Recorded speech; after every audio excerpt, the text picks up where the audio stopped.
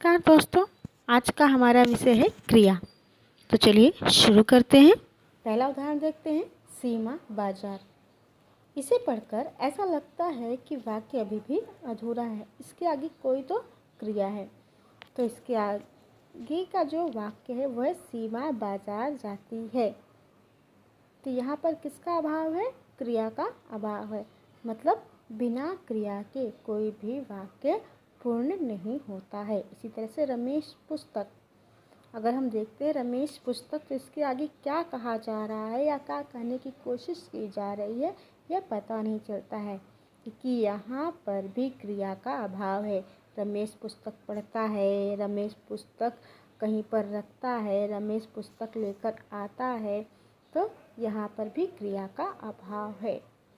तो जो शब्द किसी भी कार्य के होने के बारे में बताता है उस शब्द को हम क्या कहते हैं? क्रिया कहते हैं। चलिए अब आगे बढ़ते हैं और अधिक उदाहरण देखते हैं। लड़का साइकिल चला रहा है।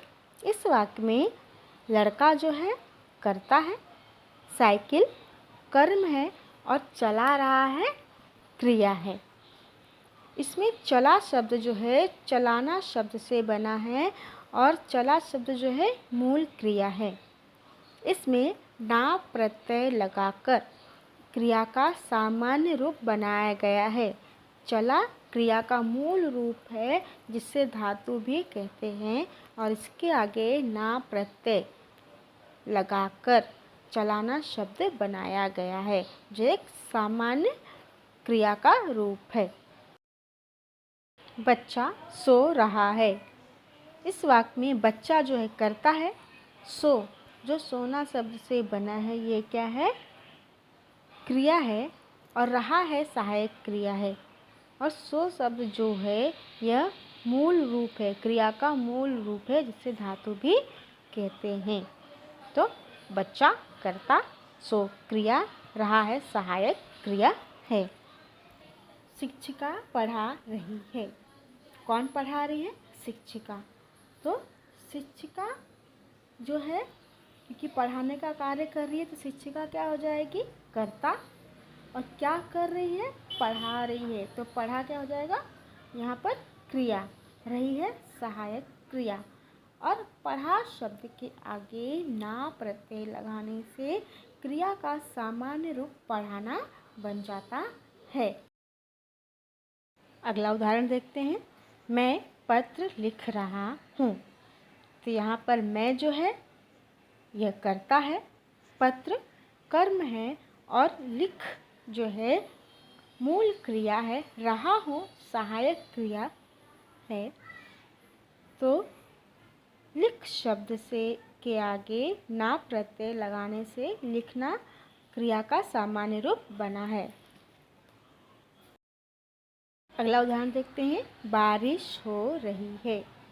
इस वाक्य में बारिश शब्द करता है, हो जो है मूल क्रिया है और रही है सहायक क्रिया है। हो शब्द के आगे ना प्रत्यय लगाने से होना शब्द बन जाता है जो क्रिया का सामान्य रूप है। अगला उदाहरण देखते हैं। राजू कर्तव्य दिखा रहा है। इस वाक्य में राजू जो है करता है, कर्तव्य कर्म है और दिखा जो है क्रिया है, रहा है सहायक क्रिया है। दिखा शब्द के आगे ना प्रत्यय लगा करके दिखाना शब्द बनता है जो क्रिया का सामान्य रूप है। चलिए अगला उदाहरण देखते हैं। रामू दौड़ रहा है।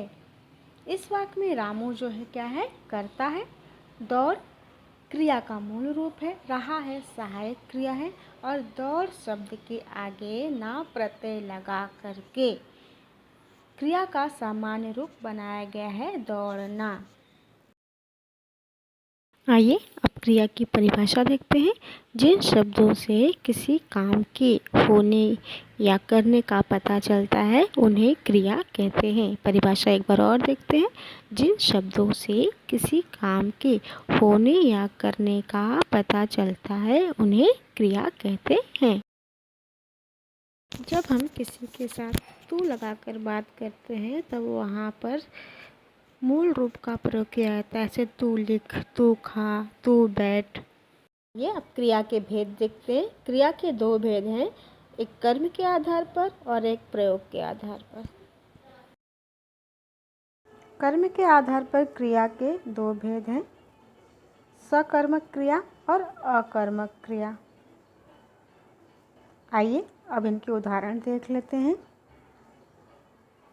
नित्या पत्र लिख रही है।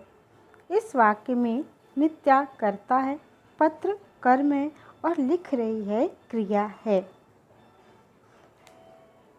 दूसरा उदाहरण, रिया गाना गा रही है। इस वाक्य में रिया कर्ता, गाना कर्म और गा रही है क्रिया है। इसमें याद रखने वाली बात यह है कि कर्म जो है हमेशा क्रिया के पहले आता है। दूसरा उदाहरण देखते हैं, राम पतंग उड़ा रहा है। इसमें राम कर्ता, पतंग कर्म, उड़ा रहा है क्रिया है। यहाँ पर भी कर्म जो है यह क्रिया के पहले आया हुआ है। सकर्मक का अर्थ देखते हैं। स का अर्थ होता है सहित या साथ, कर्मक कर्म के साथ, अर्थात कर्म के साथ जो हो वही सकर्मक है। इसके आधार पर सकर्मक क्रिया की परिभाषा देखते हैं। जिस क्रिया के साथ कर्म हो उसे सकर्मक क्रिया कहते हैं। उदाहरण देखते हैं अब। क्रिया के साथ क्या लगाकर प्रश्न करने पर उसका कोई भी उत्तर मिलता हो तो क्रिया सकर्मक होती है। उदाहरण, मीरा गीत गा रही है। इस वाक्य में अगर प्रश्न किया जाए मीरा क्या गा रही है तो उत्तर होगा गीत। तो गीत क्या है? कर्म है। गा रही है क्रिया, उसके पहले गीत शब्द आया है तो इसमें गीत क्या है? कर्म है, इसलिए क्रिया सकर्मक है। आइए अब अकर्मक क्रिया के बारे में अध्ययन करते हैं। शरण हंस रहा है। इस वाक्य में शरण करता है, हंस रहा है क्रिया है, लेकिन क्रिया के पहले कोई भी कर्म नहीं आया हुआ है। अगर यहाँ पे प्रश्न किया जाए शरण क्या हंस रहा है तो उत्तर में कुछ भी नहीं मिलेगा। ठीक है, अगला उदाहरण देखते हैं। बच्चा रो रहा है। यहाँ पर बच्चा करता है, रो रहा है क्रिया, लेकिन क्रिया के पहले कोई भी कर्म शब्द नहीं है, इसलिए क्रिया क्या है? अकर्मक क्रिया है।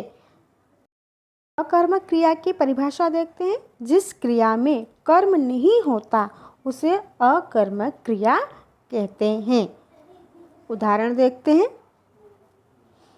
जब क्रिया के साथ क्या की जगह कौन प्रश्न का उत्तर मिलता है तो क्रिया अकर्मक होती है। जैसे पक्षी उड़ रहे हैं, अगर यहाँ पर प्रश्न किया जाए पक्षी क्या उड़ रहे हैं तो कोई भी उत्तर नहीं मिलेगा। यहाँ पर कौन लगाना पड़ेगा, कौन उड़ रहे हैं तो होगा पक्षी उड़ रहे हैं।